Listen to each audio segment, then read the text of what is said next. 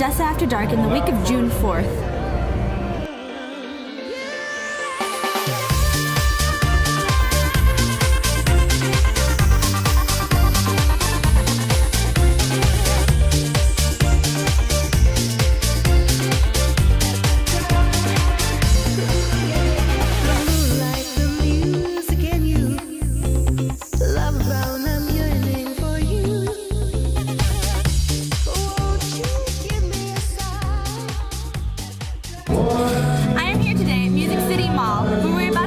New talent in this year's 2012 West Texas Talent Search. Later in our show, we will have highlights of today's performances, and we will have a special talent search edition for our June 26th show. This week's show will also feature Dan Ryan and Miranda Sanders as they try to help solve the 30-year mystery in the case of the missing person, Jeannette Drzewiecki. Zach Herard will have an interview with Steven Tippett, who has taken up the very interesting photo hobby called Screaming Strangers. But first, Dan Ryan with our interesting news bulletin. Hi, this is Daniel Ryan at the Odessa After Dark newsroom with an important announcement. The CDC reported this week that zombies do not exist. There is no such thing as zombies. There is no spell, there is no disease that will cause the dead to come back to life. So please, people, do not worry. Zombies are not attacking America. People are just going insane. This is Daniel Ryan with this exciting announcement from Odessa After Dark. Thank you, Daniel, for letting us know that our country is insane and that the world is not filled with the living dead.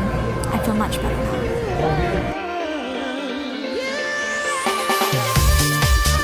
This is a good time to share a fresh musical highlight.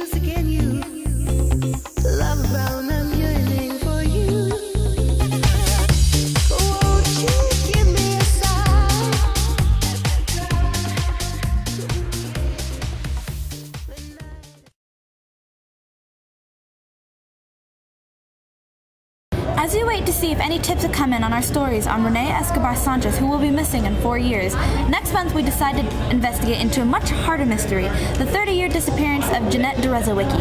Now we bring you the case of Jeannette Drzewiecki. 30 years ago, Odessa was a much different place, filled with strip joints, oil workers, and a violent place to live. In September, Jeannette will be missing 30 years. She worked as a waitress at a bar over here on Andrews Highway called the Dollhouse. She had come up to work having a baby just a few weeks prior to speak about a work matter. She had one drink She drove away and has not been seen since. A week later, her truck was found in South Odessa. What has happened to Jeannette? Is there anybody out there somewhere that has a clue?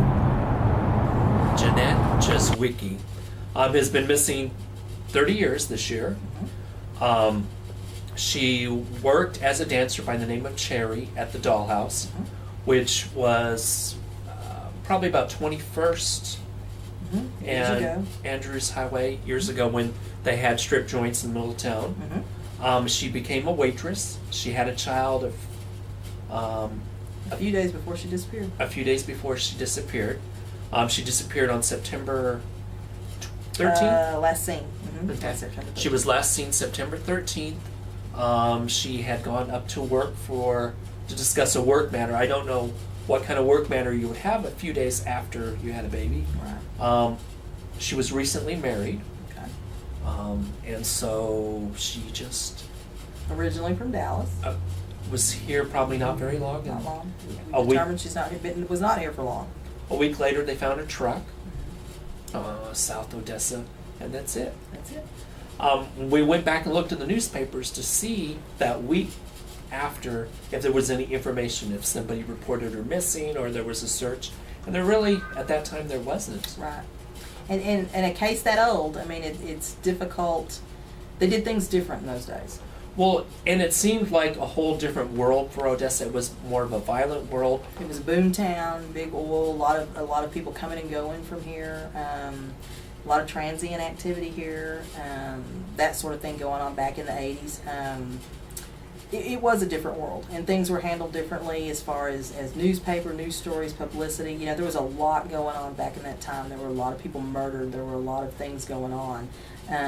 There were so many murders back in that time. A disappearance might not have been, real big news at the moment, because at that point back then, she was a missing person. Well, do you think it has anything to do with her being a former stripper or dancer? I hope that's not the case. I hope that's not why what happened. Because regardless of what she was, what she did for a living, she was somebody's daughter and somebody's mother and that sort of thing. But it's possible. That may be. Well, they were just curious because we looked for information about Jeannette to see if we could add anything to what you already have on the website for missing persons, and we couldn't Find anything? We couldn't find anything. Right. And one thing that we did come across, which I told you about on the telephone, is on the 18th, a few days later, a waitress at a similar establishment, a white female, was raped by a white male. Okay. And there may not be any... Did it show an arrest to be made in that? There was no arrest at that time. And there was no names, and so I couldn't figure out who it was, right. and if there was an arrest, who would it have been. Right. And so that was one thing that I was real curious. We I'm could go back sure, and find. The detectives that when we brought this case to light and we're looking at it again, the detectives that had originally worked the case were still around. You were able to go back and talk to them about what happened, what they were doing, and there was quite a bit of work done on this. One of the reasons was because she did have a small child, did have a newborn. So there was work done on this, and I feel relatively sure that, if there was something that was anywhere close to it, they were looking at that person and probably ruled that out, or that there was something. Well, they may never different have found that person. Right, something different about what went on. Well, in that case, the man showed up, needed a ride home. She gave him a ride home, but raped her instead. But she got away. Okay, and that would tell you right there if she knew where she took him. Mm-hmm. He had a home here, that he was probably arrested or questioned or something at that point, which would have given officers at that time a lead to this, to question him about this. And I'm sure he was probably ruled out or something at that point. Now this, because 30 years, I would imagine Jeanette's not hanging out at a truck stop somewhere no, selling. I would not think so. No. She's nearly 50 years old, so. So the person who probably killed her could be in jail at this moment, but never confessed. Well, and of course we still have her listed as a missing person, not because there have been no remains, there have been nothing. Okay. There's really been nothing. We've thought about that too. You and I talked about the different things that Crime Stoppers does to keep these in the forefront and make sure that people don't forget about them and to figure things out. And this is actually a newspaper that was printed in 2003, and I know that this still goes on, but it's called The Echo, and it's a Texas prison newspaper. And what they allowed us to do for a while is we have what's called TDCJ Crime Stoppers. It's called Behind the Walls Crime Stopper Program, where inmates can report things that they know from their hometowns or things that are happening within the prison system itself. We actually featured her as a missing with foul play suspected case in their newspaper back in 2003, just thinking along the same lines. That had been, 20 years then, a little more than 20 years. So they, just thinking that maybe, with all the things that had gone on, maybe someone had been arrested, and maybe someone was in there on a completely different thing that knew her, that had seen her, was the last person to see her, turns around, does something, gets arrested, and is in prison now, whatever. We put that in there thinking along those same lines as well. Never have really gotten anything on this. I can't say, I've been doing Crime Stoppers for 23 years now, and I don't believe I've received one tip on this case. So when you came here, this case was only 7 years old, and so was it something that attracted your attention? Actually, I did not start dealing with the missing persons and things till, I've been doing this 23 years. It was probably 15 years or so ago, we started collecting the data on missing persons and on unsolved homicides, that sort of thing. And one of the reasons we did it is because, if a case goes cold, and of course, law enforcement is overwhelmed with things that happen. They've got caseload, backlog, and the whole 9 yards. But we don't want these cases to fall between the cracks and be forgotten, that sort of thing. So we highlight cases throughout the years on anniversary dates and things like that, and make sure that the families know that we haven't forgotten about them. So it's just been within about the past 15 or so years that I've actually gotten into bringing these cases forward, taking a look at them, going and having the new investigators dig out that file, which they keep these, they literally have binders of these cold cases on the shelves of the cold case officer. So when he's got a chance to reach back and they do it, I'll walk by those offices and they've got binders open and information from old cases sitting out on their desk, and they're going back through trying to piece puzzles together, and they're looking at things, tools that we have these days that we didn't have then. DNA. Back then if you had some DNA, it didn't get run because we didn't have the capabilities that we have today. So they're running those things back through and trying to get DNA hits and those sort of things. So they keep those out there. Her case has just been a strange one. When we run those cold cases as Crime of the Weeks, we usually get something. Somebody will call, and it might not be really anything big or whatever. It'll, a lot of times when it's a missing person or a homicide that's been highly publicized, there's all kinds of innuendo and rumor, and we'll get that kind of thing back on it. Like, I saw her here, or I saw her there. Yeah, or it has to be this, it has to be that, something that we've heard all along that's been ruled out. And, and with hers we haven't. We just haven't really gotten anything on hers. Okay, so this brings up some questions. They found her truck, and I would imagine 30 years later they don't have her truck. Mm-hmm. But did they ever collect any evidence from I'm her sure truck? they did. I'm sure they went through that, and got the things out that they needed and checked it for all that, which would be in the case file and everything, in case they could match it to anything. We had Virginia Washaleski was just solved about, it was like a 25-year-old case. And they that was big, thick binders full of information they had, and because they were able to get a hit with DNA, they were able to go back and realize that they had actually interviewed that person before, those kind of things, and they got a conviction for that, for her case, and it's over 20 years old. So, you always keep that stuff. That stuff never goes away. It doesn't go in a box. It doesn't get, tucked away where nobody sees it. It's there because you never know what's going to happen. Well, I wonder if they've gone back with any of Jeannette's stuff to see if DNA would...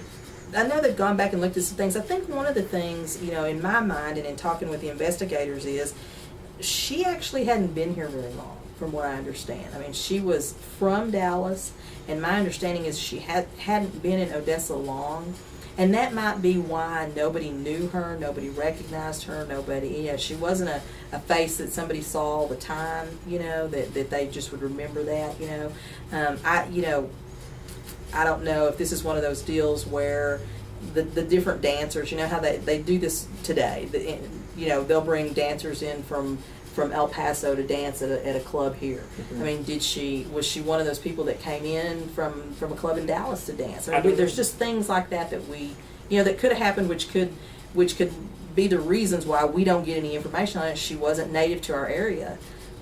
Well, and it could be that they came here because there was work here. Right. And so... Kept to themselves, hadn't got to know people, Mhm. didn't know anything about people. People didn't know anything about her. Well, if you're a It's one of waitress those or if you're a hard things. dancer, the last thing you probably want to do is talk to Talk or to deal with people. I mean, you look at even today's day and time, if you moved to Dallas and something happened to you within a week, who in Dallas would have even remembered to see it? I mean, you hadn't had time to, get familiar with the dry cleaners on the corner and get familiar with the bank when you walked in. People, it's just, Well, she couldn't have been. This is one thing that just comes from my mind. She couldn't have been a dancer very long, because who wants to see a dancer that's 5 months pregnant? who knows? I don't know. it must be- Well, hopefully Odessa wasn't that bad. Bring on the pregnant chick. Let her dance. Yeah, hopefully. So maybe she hadn't been dancing for, let's say, 9 months. Mhm. She hadn't been dancing, and like I said, that was a boom kind of deal. Maybe whoever she was with came here for work, and she just came with them and decided that was a way to make some easy money real quick, and did it. I mean, No, in some of the other cases we talked about that you're looking into, you've dealt with their families. Have you ever dealt with anybody from her family? So we don't. I don't know anything about that family. So her child or her husband? No, don't know anything about that. I don't. Investigators may have dealt with it, at some point, but I don't. Okay. Is that unusual? For some of these cold cases, it just depends. We've got cold cases with family members that we keep up with on a yearly basis. I mean, they'll call us to see what's going on. I'll get ready to run it as a crime of the week, and I like to let people know. I don't want you to turn on the TV. I don't want a family to turn on the TV and see that, oh wow, they're running that. I mean, that's just not something we like to do. So we try to get in touch with family members and say, hey, nothing's come up, or whatever. We're just trying to keep this in the public focus, and do that kind of thing. So. Some families, there are families that I've dealt with of murder victims that for a while they really kept in touch with us, and then it's one of those things that by no means is it ever forgotten by a family member, but their life has to go on. But if you and they do not that they've forgotten them or anything Right. like that. I'm not saying that. It's just that it's not. In the beginning you get a lot of phone calls, a lot of people, and that kind of tapers off a little bit. But having firsthand experience in this situation, unfortunately, if it was my mother and they never found her, I think at least once a year, I would probably try to be in touch with anybody. Right, and say what's going on. But this being, what did you say, 30 years old now? It's 30 years old this year. This September. That child, you don't know what happened. Did that child get adopted and completely Yeah, maybe another doesn't even family, know. doesn't even know what's going on? Or, it's a newborn, never knew their mother, never knew anything about it. If it was with its dad and remarried and, there's any number of things that could have happened, in that situation. One of the things we look at when we bring these cases that are this old, people will ask you, why are you bringing that back? It's 30 years old. Things have changed. 30 years ago, if you were hanging out in that strip club or whatever, and you noticed that some guy was paying a lot of attention to this girl, and 30 years ago when you heard that she got that she had gone missing, and it kind of in your head, but 30 years ago when you were 22 years old, it didn't mean a whole lot to you. It was a girl in a strip joint, and this is what was going on, and you knew her, whatever. And you don't think about it. But as the years go by, you have your own family, you have your own kids. You got teenagers, you got whatever you got now, and people mature and people change, and the way they do things change. Are you doing the same thing you did 30 years ago? Probably not. I'm not. Not that anybody did anything bad, but there's a difference. And as time goes by, people start having a conscience. Well, the average witness would at least be 48 or older at this point. And here's what happens. It's real easy to not remember those things and pay attention to those things as long as it's not out there in front of you. And that's one of the reasons we keep those stories out there. We appreciate what you guys are doing, because it doesn't need to be swept under the rug. Out of sight, out of mind is true. If you were a witness to something and you don't have to think about it, nobody brings it up, you can put that out of your mind. You can forget about that. But when it comes to light now, like we said, she's got a daughter or a son that's 30 years old that may well be wanting to know what's going on. She's got parents somewhere. Were her parents still alive? Do they still want to know what's going on? There's a lot of, people mature, your lifestyles change. And if you have information from back then, nobody's gonna belittle you for keeping it and not giving it to us now. Then, if you've got it, it still as important today as it was.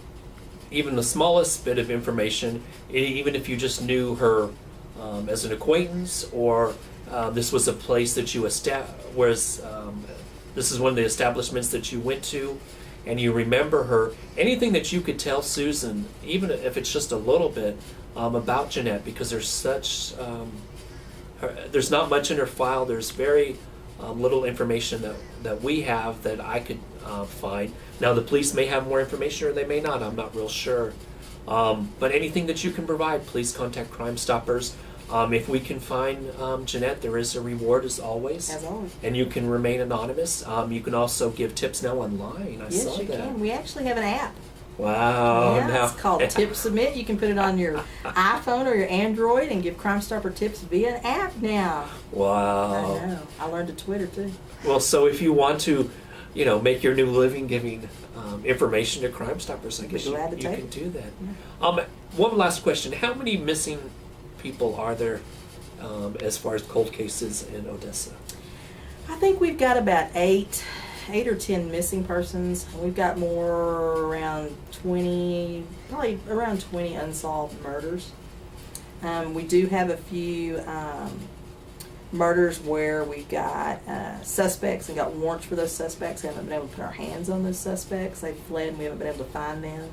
And people think these cases are so old, things are so old. I mean, if you look at a case that was recently in the news on I believe it's Robert Blackburn, maybe Blackburn.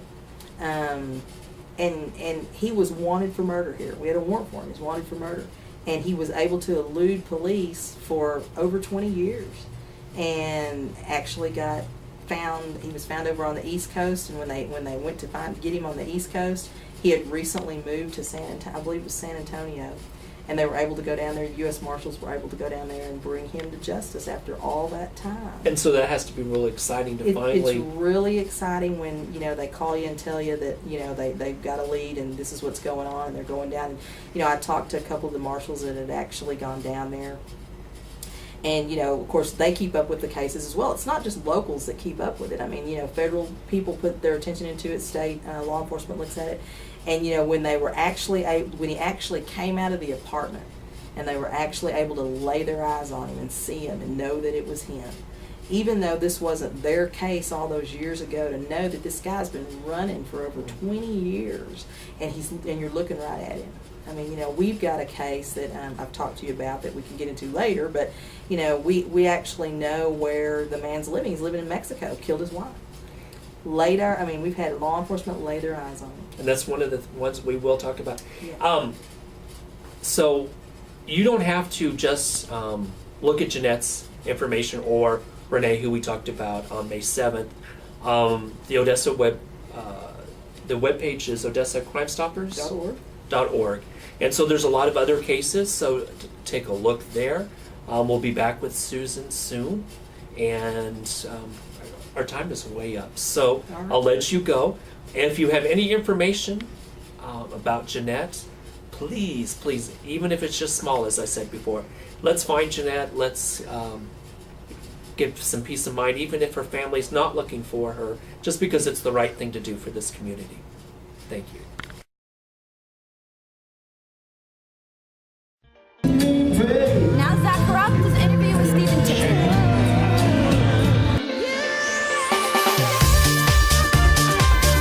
Hello, this is Zach here with Odessa After Dark.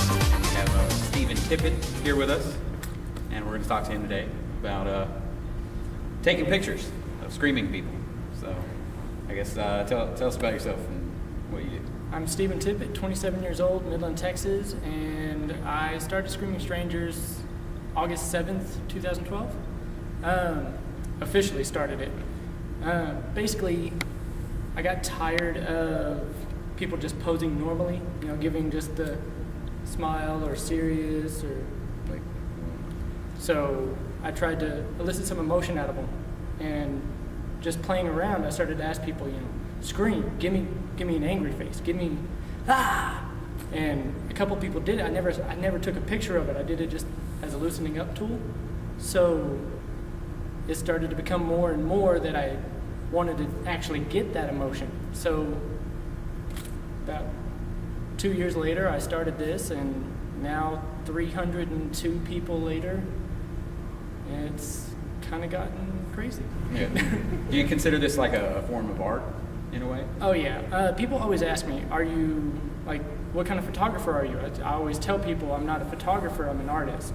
I don't ever try and portray myself as a photographer. I don't do it as a business. I don't go out and try and take baby pictures, and I don't charge people most of the time. It's not a regular thing for me. So I'm more trying to create art with the human form, and that's why it's not natural or anything like that. They're all edited. There's some kind of color differences or just something. There's something different about them. It's not just a normal portrait. Okay. So it's a form of expression for you personally? Right. Just as a society as a whole, it's always, everybody's so serious and they're always, just straightforward with you. There's never an emotional connection with anybody.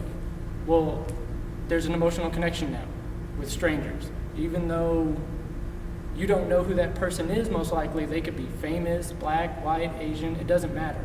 There's something behind what they're doing that's going to grab you emotionally and put you in there with what they're doing. And speaking of famous people, I understand you got Mr. Conaway to screen for you. How did that happen? It's strange. Congressman Conaway was just a normal one for me. Like, it was really basic for me to just go up and ask him. It never dawned on me that he would be like a big one. Like, I have John from Switchfoot, who's won like a Grammy. Yeah. I've got Kitty, or the lead singer of Kitty, Blackguard. There's probably 12 to 15 bands that are just huge bands, and people, Yeah, I don't think Conway or their friend Jeb. Yeah, I think it's because he's being a politician and just having a picture of him screaming. I also have David Kreiner, who is running for Constable Precinct 1, and I don't think anybody picked up that I got him, but he's running and all that stuff too, so it's kind of up and down. Congressmen, famous people, normal people. Cool. What, you got anything else that you have going or working on or anything? Any future plans? That have gone big or? Well, just anything. Any other forms of art that interest you? Yeah, a long time ago, even before the Matrix started, I was removing I was blanking out objects, blanking out eyes, blanking out mouths, doing a lot with focus stacking. I was doing HDR before it became real popular. Just, I try and push my camera as much as I possibly can to get as much as I can out of it. And then I found out later that these are you're doing the same thing Trey Ratcliffe is doing. I'm like, who? Yeah. So to me, it's coming naturally to the evolution of what I'm doing, and then finding out later that somebody else has been doing that and made it huge. And so editing the photos, like Photoshop and things like that, is a big part of what you do too? Yes. Got my first Polaroid camera when I was 6 years old, and I went out and tried to take pictures of lightning, and that of course didn't work. I'm still trying to do that to this day. Well, we thank you for talking to us, and I guess apparently we're gonna have a couple people here. They're gonna demonstrate. Yeah, show you what actually goes on whenever people do a screaming stranger. And We have Zoe Alvarado and Danny Ryan. I'm gonna step aside. La la la. hi. Hello. So, do you know me? I have no idea who you are. So that clarifies everything. You're a stranger. I am a stranger, and Awesome. you look I'm pretty Steven. strange. Hello, Steven. I try and look normal, but I have a project I'm trying to do, and I'd like for you to be in it. You look interesting enough. I try to be interesting. Okay, Alright. so you want to take my picture? Yeah, I have a Okay. camera. There's going to be a flash that goes off, and I'm actually going to try and get you to scream. Scream, okay. Yeah. I can scream. Okay, let me Think you can okay. do that? Yeah. So where do you want me to stand? Well, right there is fine, actually. Any place, it doesn't matter. Let me turn my flash on Okay. here, and we'll go from there. Let me feel the inner child within. All right, I'm gonna do one light test, and then I'll let you Scream let away, it out. Yeah, okay. so you can just stand there, and then we'll go from there. Let me look dignified. Okay. All right, so. So am I looking at you when I scream? You can look wherever you want. It's actually your screen. It is my scream. Yeah. Okay. Look at it. Okay. It sounds like you're dying. That's a good one. Okay. Zoe, Yes. it's your turn. Oh, yay. I scream. All right, you heard me explain it to him, so if you want to just do whatever you want to do, and we'll go from there. Okay. I'm ready when you are. Okay.